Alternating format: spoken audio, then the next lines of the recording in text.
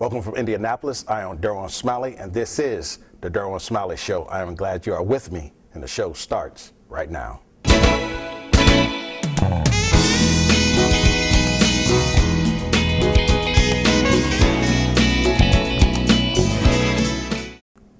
Mr. Adam Bodony is the Executive Artistic Director of the new World Youth Orchastras here in the wonderful Circle City of Indianapolis. Mr. Bodony, welcome to the show. Thanks for having me. First, let me congratulate you on your new position. Talk about what does that mean to you and about the position. Oh, well, it means the world to me. The new World Youth Orchastras, it was founded in 1982 by this wonderful woman, Susan Kitterman, who just happened to retire this past May.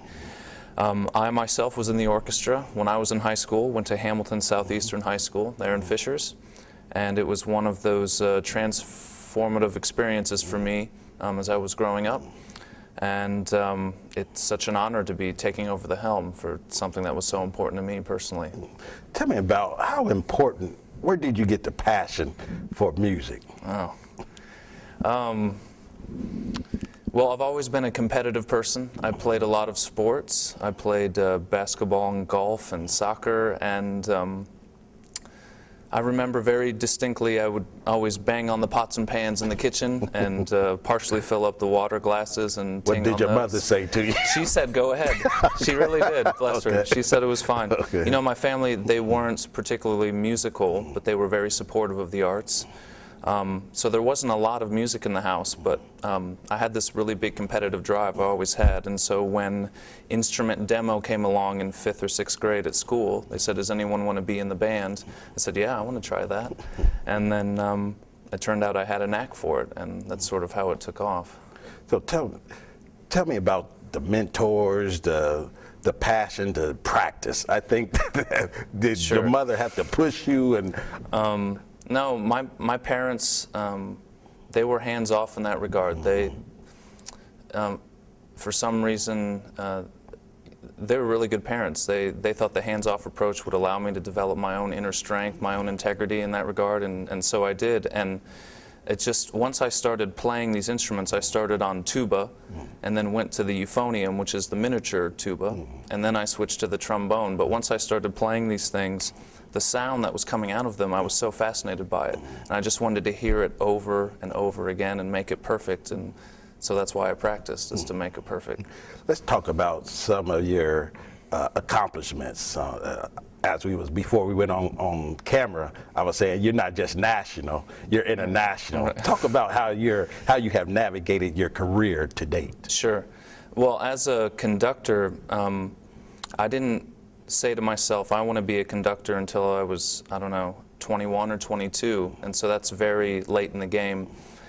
So what I did is I started taking private lessons around Indianapolis and in Bloomington, and I would get an orchestra together.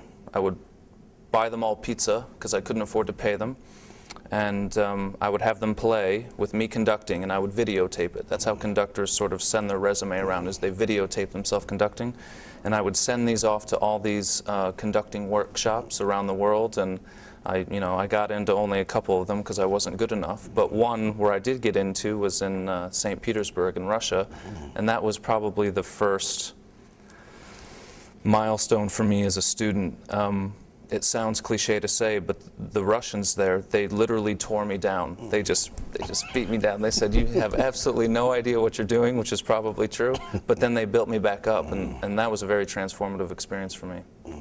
So I saw you have been to the Czech Republic. You Yeah. talk about some awards you have won. I think there's an award you have won. Yeah, a local one here, the Arts Council of Indianapolis. In 2013, they awarded me with the Beckman Emerging Artist, which is given to a young artist with exceptional talent in a field. I was very fortunate to get that. It came with some money that I could use to keep developing my talent. So how did you deal with when you said the Russians broke you down and built you back up? How did you deal with that? Well, literally, I cried. And when I went home to the, I was staying with a host family who spoke no English. It was a very isolated experience. It was really good for me. I dealt with it because, I mean, I knew they were right. And if I really wanted to be the best conductor I could be, I had to try to do what they were telling me to do, and I couldn't be resistant to feeling weak. I had to accept it and then try to turn it around. And so eventually it turned around. Talk about how important were our mentors when dealing with music. They're of the utmost importance. Susan Kitterman herself, the founder of New World, was a big mentor for me. A couple trombonists in the area who gave me lots of private lessons and talked to me about music. Jim Beckel and Blake Schlabach, they're in the Indianapolis Symphony. And down at IU, the trombone professor Carl Lenthe was a big mentor for me. Kirk Trevor, the now retired conductor of the Indianapolis Chamber Orchestra, has been a mentor for me. What mentors do is they shouldn't, but they do. They treat you like colleagues, and they find a way to teach you, but also make you feel that accomplishment you've already made. And lots of times as students, when you feel like the expectations are high, you rise to those expectations. And that's what these mentors did for me, is they just expected the best out of me. If I didn't think I could get there, they told me how to do it, but they never held me down. They tried to make me better than themselves, which is what a true mentor does. Something I think that stood out when you was talking was about you tried different instruments and you found the sound. So for parents who are trying to get their children into instruments or into music, how should they go about it? Sure. Well, you know, when there's that demo day at school, you know, usually kids, they'll pick one or two or three things, or the band director will give them a suggestion. And lots of times I need you to hold your thought. We have to take a break, but stay with us.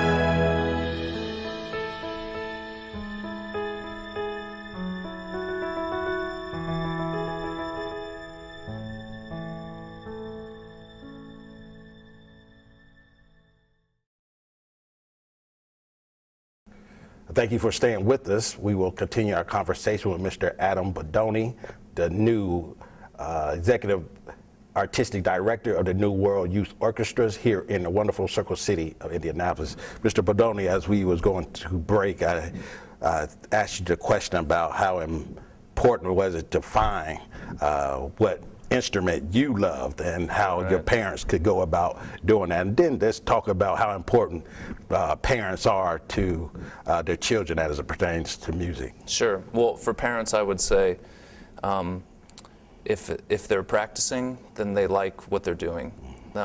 Lots of times kids will try a bunch of different instruments. They don't like how it looks. They don't like how it sounds. But once they find something that fascinates them, they're going to practice it because they like playing it. I think a mistake that can be made is sometimes is telling your kid which instrument to play, because you know, the whole family could be classical cellists, but they really want to play the tenor saxophone. And when a child finds what unlocks it for them some reason, then everything flows out. Creativity, self-identity, they feel like they put their person into the instrument. So giving them a chance to try lots of instruments to find the one that's right for them is really important. And I know I have my two children, Taryn and Samuel Smiley, are in That's right. the New World Youth Orchestras. Yeah, And upstanding musicians. thank you. Yeah. And they're going to close out the show with a wonderful performance by both of them. Great. And I see how their mother take them to rehearsal on Sunday afternoon, take them to Yeah. practices with their teachers. Right. And I have sat outside sometimes and waited for them to come out like an hour and a half of practice. But I think when you see that they love it, I think that's the thing. Once they get to that point, as you say, they practice on their own. You don't have to stand over them and say, get in there and practice. Right. I think that's really important. When did that bug hit you that I love this? Oh, gosh. I mean, I would say, okay, me playing it on my own, that was fine. But once I got into an ensemble, into the band, that's when it changed. When I heard different instruments playing different things at the same time and how it came together to be one idea, I think that's amazing. I think the orchestra or an ensemble, organized music making, is one of the best tableaus from which young people can grow in several different ways. Self-discipline, you know, the orchestra is the most vibrant case of diversity coming together to achieve a common goal. They're violins and trombones. No two instruments were further apart, but they come in the same room. They have totally different parts to play, but they have to buy into a common goal in order to create something that's more beautiful than the sum of the parts. And it's a great microcosm of society in general that, you know, it's something to shoot for. I think I want to throw this out to you, give you a pitch, time to pitch why music is so important in schools. Sure. And being a former educator at IPS, I always wonder when the budget cuts would come. Yeah. Either PE, music, those are the first Right. classes to get cut. So give me your pitch why music should stay in school. Well, there are several different levels. The first level, I think, is organized music making grows young people.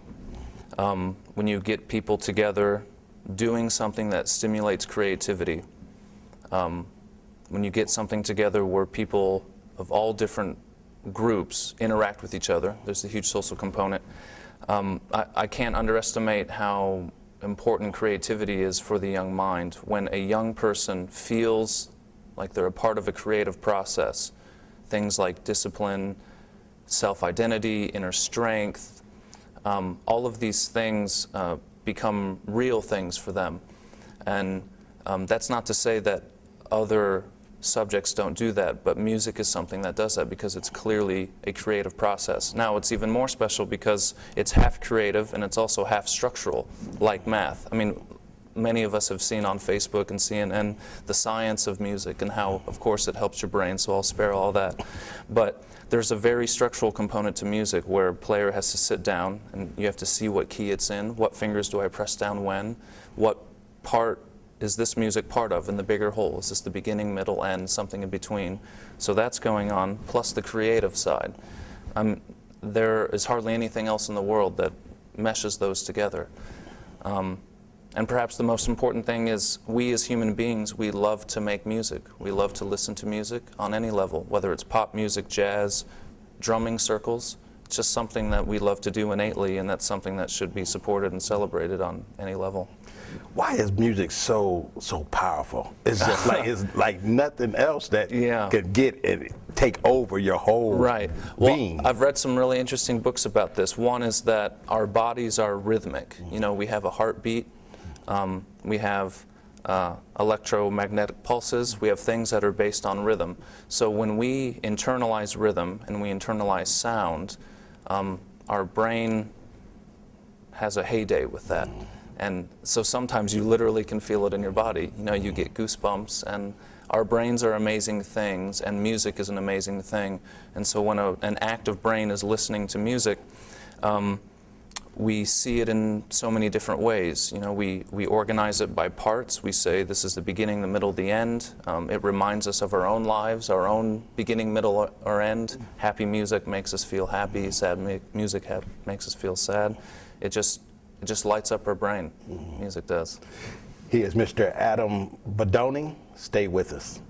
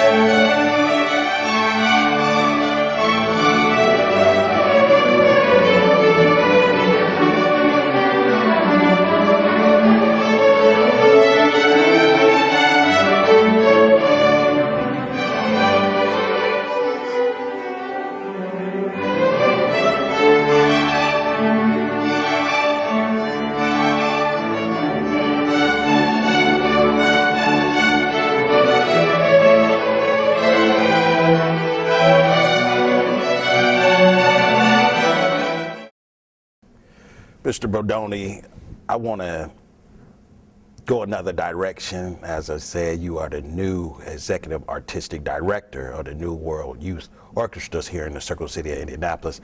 I want to talk about your vision and where do you see your skills taking it to the next level? Sure.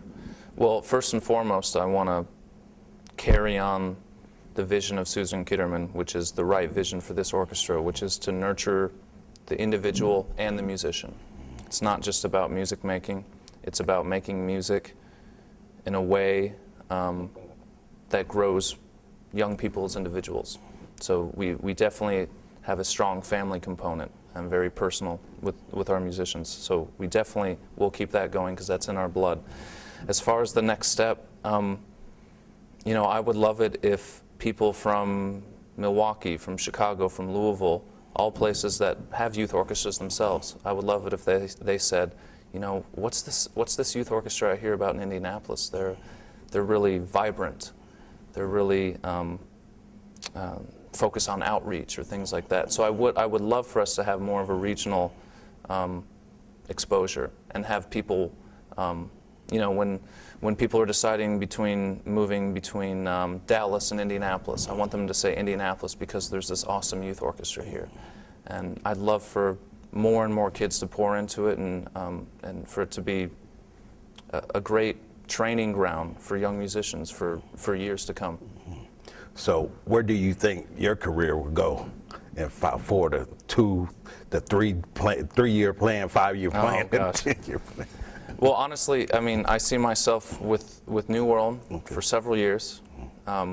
Even if a bigger job comes along, it would have to be really special for me to give this up. And my intention would be to keep New World as long as I possibly can. I mean, it's become a part of my blood too. So I'm not really.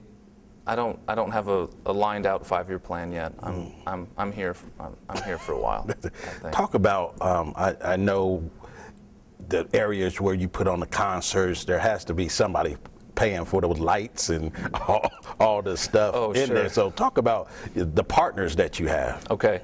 Yeah, our corporate sponsorships is always something as nonprofits that we'd like to grow. The Indianapolis Symphony Orchestra, the Arts Council of Indianapolis, the Indiana Arts Commission, Piano Solutions, Pages Music, Encore Orchestral Strings. These are all major sponsors of ours, and we couldn't do it without their help. But most importantly, we couldn't do it without the parents and the families.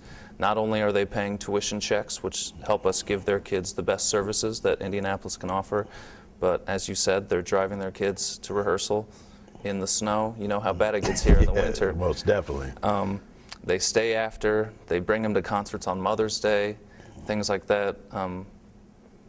So it can't be done without the parents. It really can't.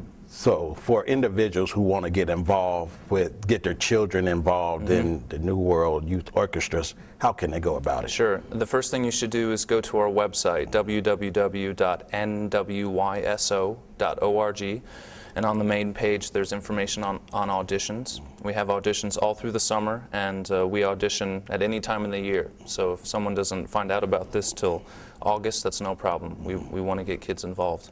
And yeah, that's the best way to do it. So when you have the auditions, what are you looking for in the beginners, then I think it's concert, then a philharmonic, then symphony? That's right. What are you looking for when you listen to the individual audition? Sure. Lots of people will tell you this, that within the first 30 seconds of someone playing, you almost get a sense of where they are in their trajectory. There's something in the sound. And you mentioned it in the break, the level of confidence with which one plays tells you a lot. So they could miss a few notes, but when they play with this energy, with their back straight and their eyes lit up, you know that's something of a mature musician. So that's something I specifically look for, as like an X factor. Of course, we listen for right notes and great sound and good rhythm and all of those things. But even if someone doesn't sound great, or if they miss a couple notes, if they have that extra spark, it lights up the room. So so in rehearsals during the year, our goal is to try to get every kid to play like that at least once, and just repeat that over and over and over in the ensemble setting, because once you get to that point, it'll change your life. You'll see how whoever your name is, I'm doing this. I'm creating this sound. I'm special. I'm strong. I'm all these great things that sometimes kids we don't really focus on. In a couple of minutes, I think I got a minute and a half. Tell me a success story of a student you have seen start from the beginner level and have gone on to do some great things. Oh gosh. Well, besides yourself. Right. Well, thank you. Well, let's see. It was before my time, but there's this. It sticks out in my mind. The Harvey brothers, William Harvey and Theodore Harvey, were in New World back in the late '90s, early 2000s. They started in the youngest orchestra, went all the way to the top. We're in it for about 8 or 9 years, I would say. Theodore is now a cellist in the Dallas Symphony, which is one of the best symphonies in the world. And William has started his own nonprofit company that takes music to underprivileged societies in Africa, and is also playing in an orchestra in Argentina. So those two people come to mind. People who come in when they're 5 years old, they go out, and then they change the world. He is Mr. Adam Bodony, the new Executive Artistic Director of the New World Youth Orchastras here in the wonderful Circle City of Indianapolis. Mr. Bodony, it was an honor, and you're welcome to come back anytime. Thank you very much. Thank you for asking me.